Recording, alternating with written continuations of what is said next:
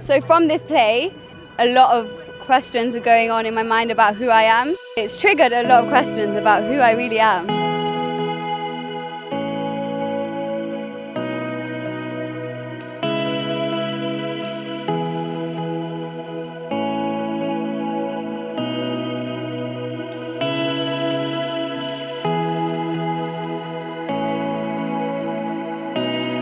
And through the efforts of all the devotees involved in the last month, we've made this into the very successful event that it is. So again, thank you very much for everyone involved. Hare Krishna.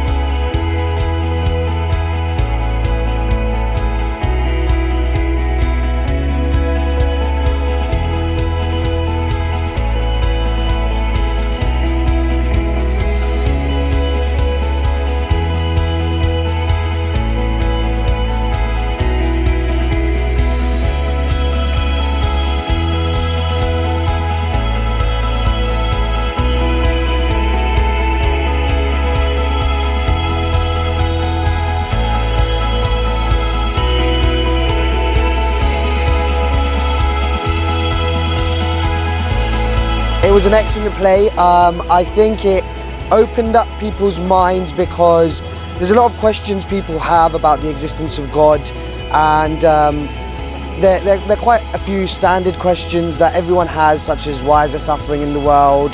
How can God exist if we're forced to go through all the pains that we go through in our lives?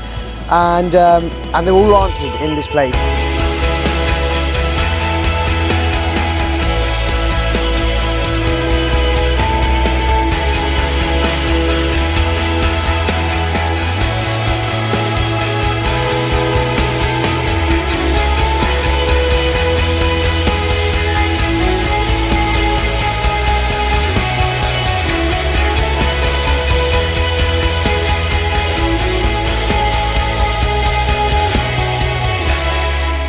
I've taken away the capability to think deeper about who I really am, like beyond just me being here.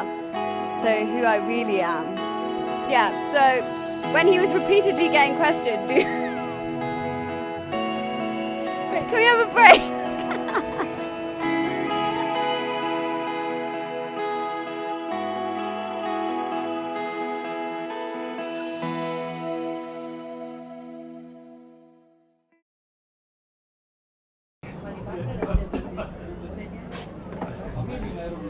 Please all rise for the judge.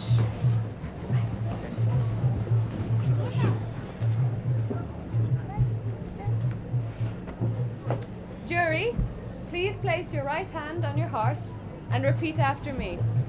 We the jury solemnly swear to uphold the laws of the land without fear, favor, affection, or ill will. Please now be seated.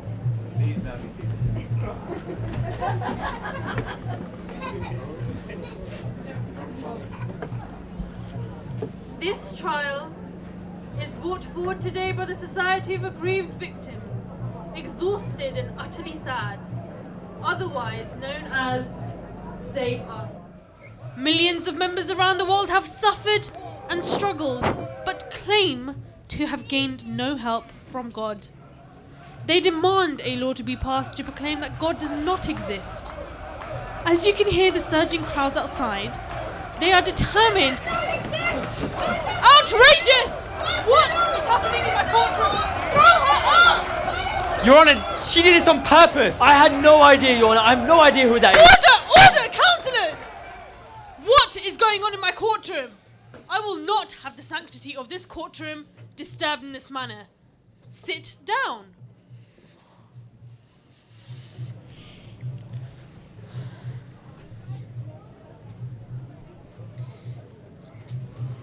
Members of the jury, you are here today to determine whether we should outlaw God. So your decision is very critical. Please listen carefully. Prosecution, please begin.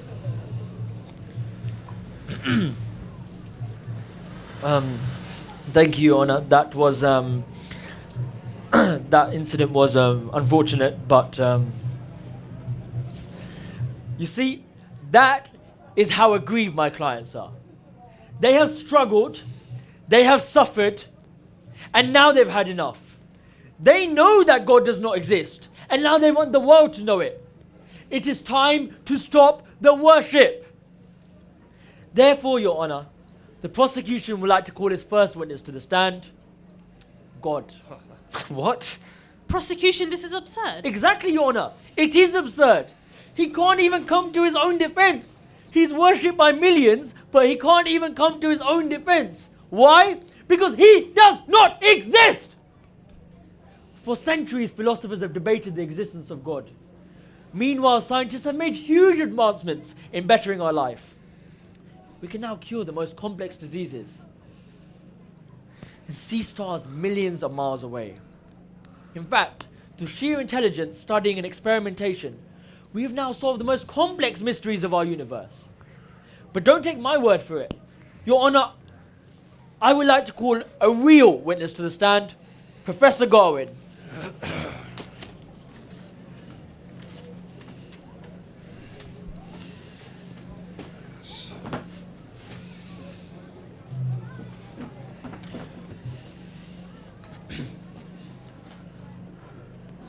Bright, isn't it?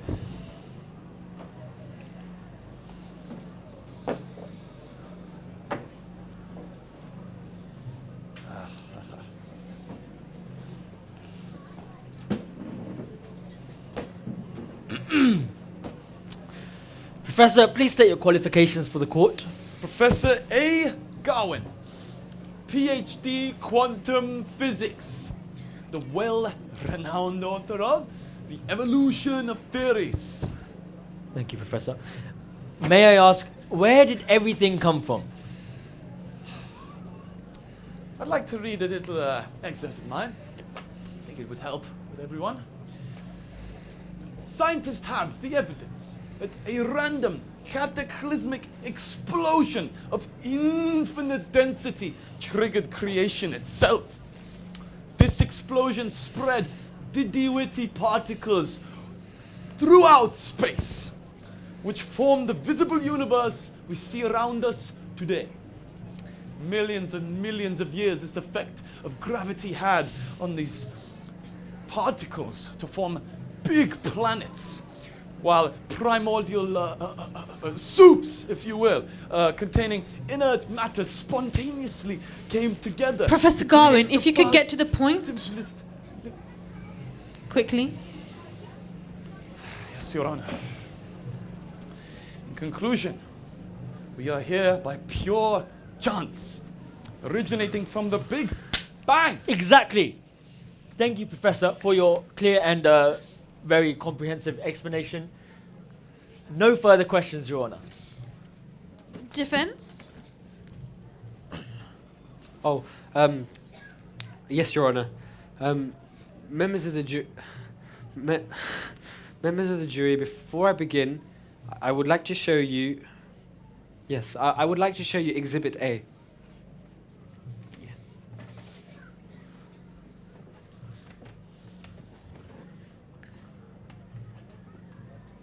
Get it out of it.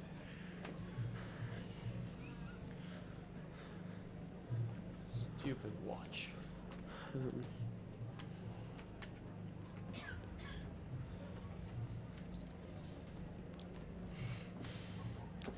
Thank you. Professor Garwin, was it? Correct. Professor, could you please tell me where my watch came from? What is the meaning of this? Objection, Your Honor. How is this relevant? Overruled. Professor Garwin, please answer the question. Well, if I must. Switzerland or China, I don't imagine. I don't really... I'm afraid not, Professor. Let me tell you what happened.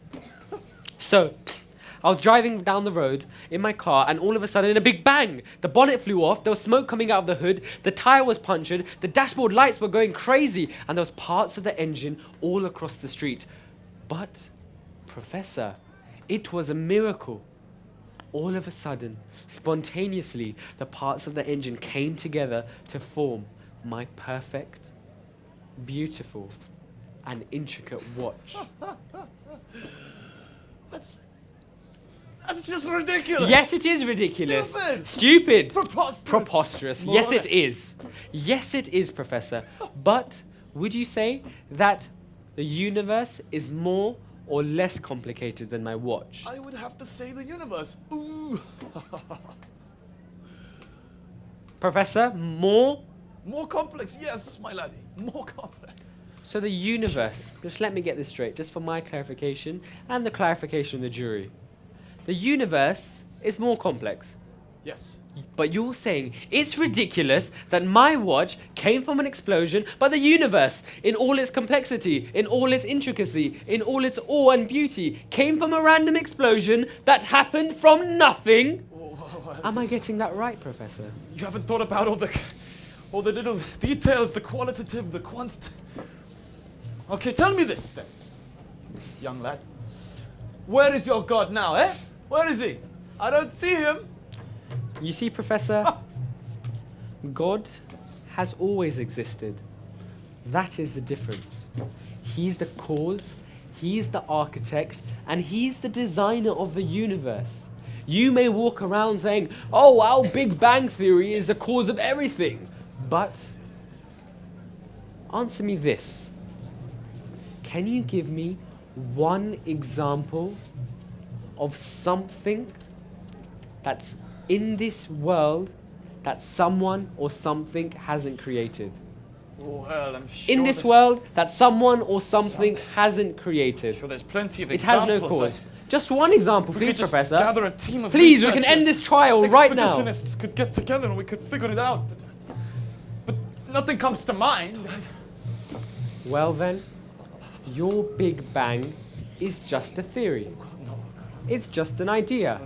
So isn't it true, Professor, that actually your got it all scientific wrong. theory is based on belief? Misunderstood And everything. isn't it true, I have Professor, a PhD. your scientists hound the Do not public talk to me like just that. like fanatic religionists? How dare you? And isn't it true, How Professor, dare you? your That's scientific theory preposterous. is based on Get your blind hand off of faith? my Objection, stuff. Your Honour. The defence How is badgering the dare witness. Sustained. Defence, you have made your point. Move on. Thank you, Professor Garvin. Thank you, Your Honour. No further questions. Ridiculous. Horrible young man. Okay, Your Honour, since the defence has tried to disqualify my witness and his Big Bang Theory as pure belief, I now challenge the defence to provide some scientific evidence that God exists. After all, if he's so omniscient, why can't we all just see him anyway? Defence, your argument? Yes. Yes, I can give you a scientific experiment. But the question is, will you perform it? So you're saying that you have an experiment which if any member of the jury performed, say this man, here and now, we would all see God? Yes, but Councillor, what you don't understand is that not all experiments are the same. One person, like this man, may perform an experiment, but the results may not be seen by everyone else. Shall I give you an example? Yeah? Okay. So, let's say this glass of hot water. This glass, Professor. This glass steaming away. Could you tell me if this glass tastes something ludicrous like sour? Water doesn't taste sour. Yes, but how would you know right here, right now, that this glass of water doesn't taste sour? I would have to taste it. Exactly. You'd have to drink it and you'd have to try it.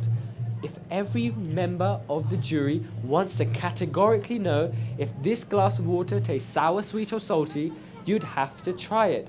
Similarly, we have to do an experiment to qualify ourselves to see God. Yes, but why do I need to be qualified to see God? Do I need to be qualified to see you? So this is just your clever technique to manipulate the jury. You see, Counselor, you don't have to be qualified to see me, but you do have to be qualified to approach the judge, to speak to the jury, and to stand in this courtroom.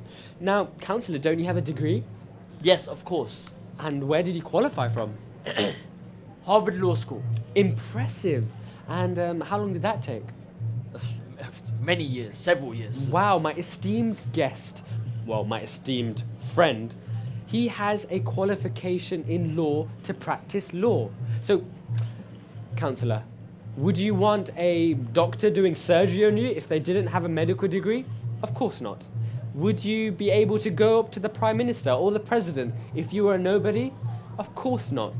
So isn't it just logical that we need some basic qualification to understand God? No, you're not making sense. Furthermore, Counselor, God doesn't ask you to be rich, to be learned, to be famous. He just asks you for one qualification: your sincerity to understand Him.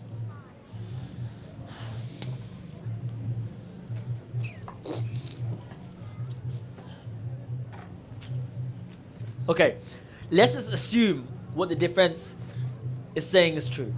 Let's just assume. Okay, fine, that God exists. How can you say that He is good? Your Honor, I would like to show the court Exhibit B.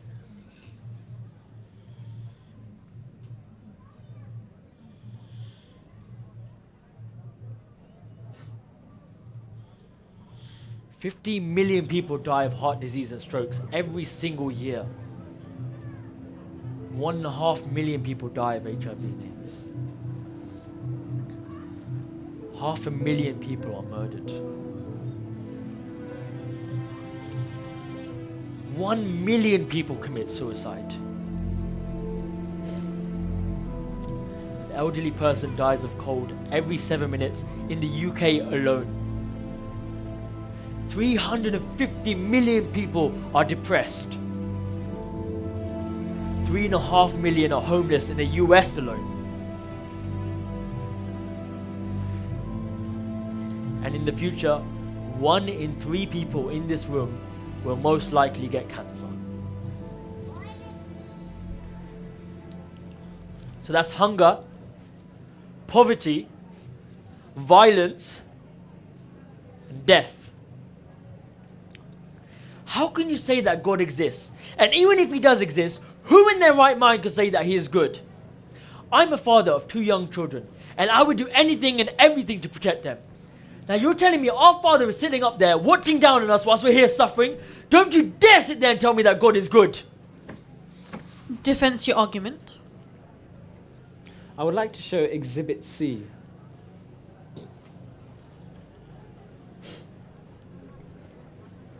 You see, 80% of lung diseases occur because of rising vehicle pollution. Our addictions, obesity, depression is triggered because we don't have balanced lifestyles. 250 million children are slaves because of our consumption. 150 billion animals are killed as food. 4.2 million tons of food is wasted in the UK. 1 billion birds and mammals die each year because of our plastic. And the area of this field outside, 1.5 acres of rainforest, are lost every second.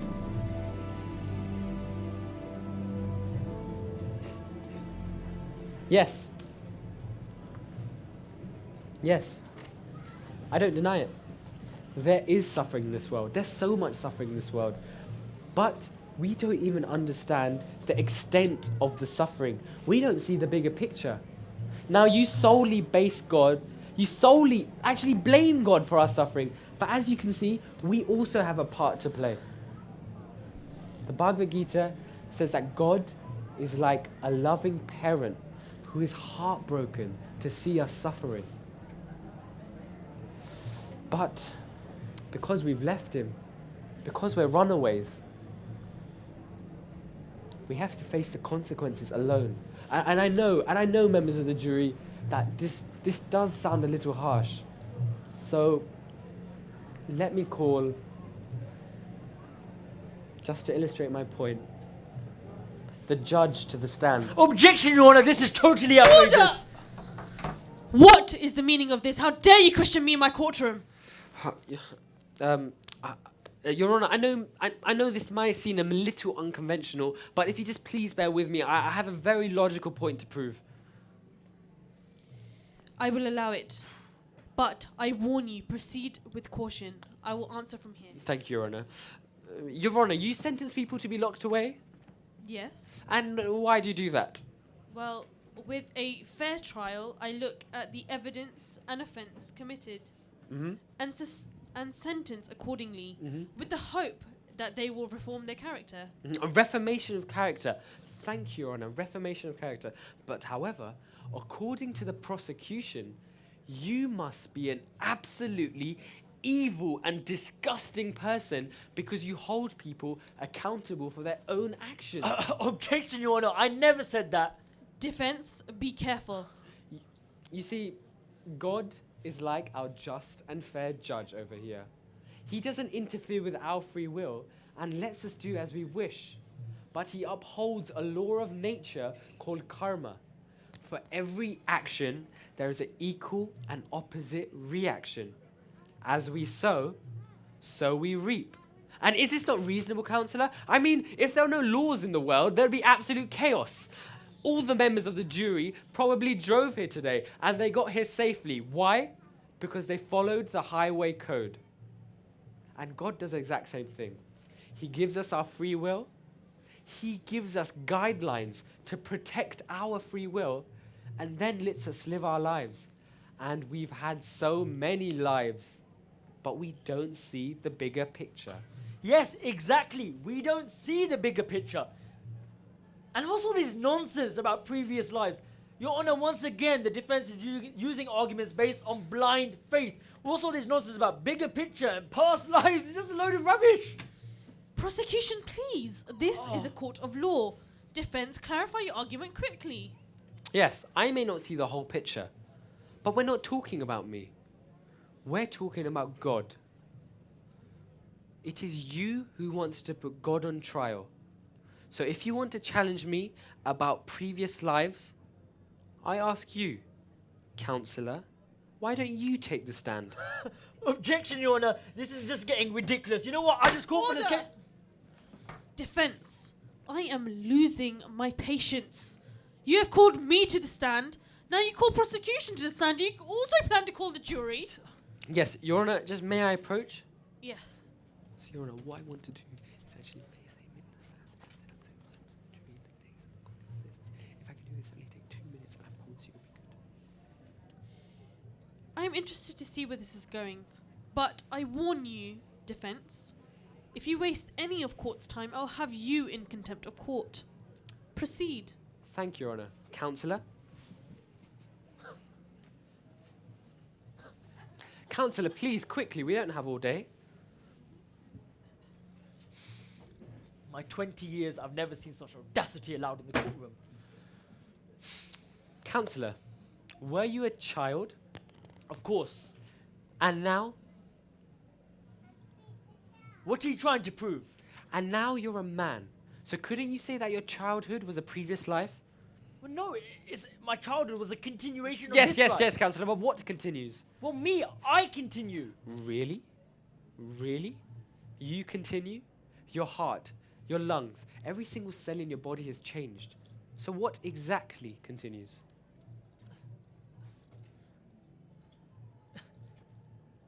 Okay, yes, my body has changed, but I'm the same. Even your personality has changed. I don't see it, but your personality has changed since you were a child. So what continues? Objection, Your Honor. Answer the question, Counselor. What continues? You don't know. You don't know what continues. You don't know who you are, yet you want to challenge God? You want to understand God and then challenge him? Your Honor, I think I've reached my conclusion. We cannot begin to understand God if we haven't even begun to understand ourselves. You see, the unchanging part in all of us is called the soul. In other words, we're not human beings having spiritual experiences. We're spiritual beings having human experiences. And in all these human experiences, we have forgotten how to connect with God. But God is always there. He's always available to help. And if we connect with Him, He destroys all our previous karma, so that one day we can again see Him face to face. Now, members of the jury, I urge you that God does exist. But the real question, the real trial today, is whether we allow ourselves to connect with Him. The choice is always ours. 2015. The world has made many advances in science and technology and offers unlimited information about the physical world we see around us. However, there is another dimension to our existence, a spiritual reality, which science cannot measure. We have all experienced love.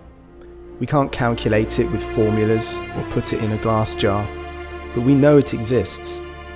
It is this spiritual aspect of ourselves that we cannot explore with conventional science and that we often ignore altogether. Although scientifically, every cell in our body has completely changed every 7 years, and we are different people to when we were young, there is an identity within our body which does not change. This consciousness is our true self, the soul which gives life to the body. Science, with all its technology, has not been able to create life, because consciousness is spiritual, not material. And if this is our true identity, then we should inquire about this reality, as this is our true nature. Over the centuries, despite creating unlimited possibilities to enjoy ourselves in this world, we still are not fulfilled. Like fish out of water, we are never satisfied. We yearn for something deeper and more fulfilling. The answer to this yearning is understanding our real purpose in this world and connecting ourselves to our real identity. The truth of this identity is that we have an eternal relationship with God, Krishna. The highest truth was spoken by Krishna in the Bhagavad Gita. This truth is that each of us have a unique, loving relationship with Him. This relationship, which we have forgotten, is the yearning we are all craving for. If we truly want to reawaken this connection, then we have to perform the experiment. This experiment, like any other, requires us to have an aim, a method, and results. The aim is to reawaken our spirituality. The method is to meditate on the Maha Mantra and learn about our true identity by reading spiritual knowledge. And the result? You will see the world through spiritual eyes and reawaken your eternal relationship with Krishna. The question is, will you perform the experiment?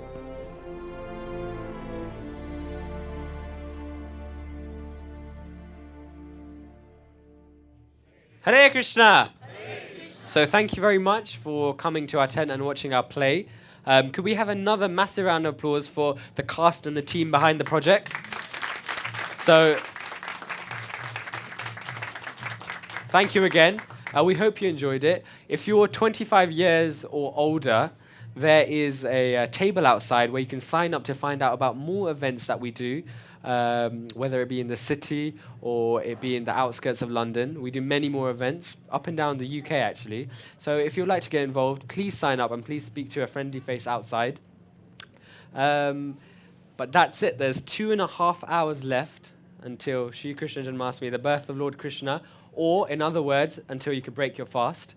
So thank you very much for visiting the PS Alumni tent. Hare Krishna.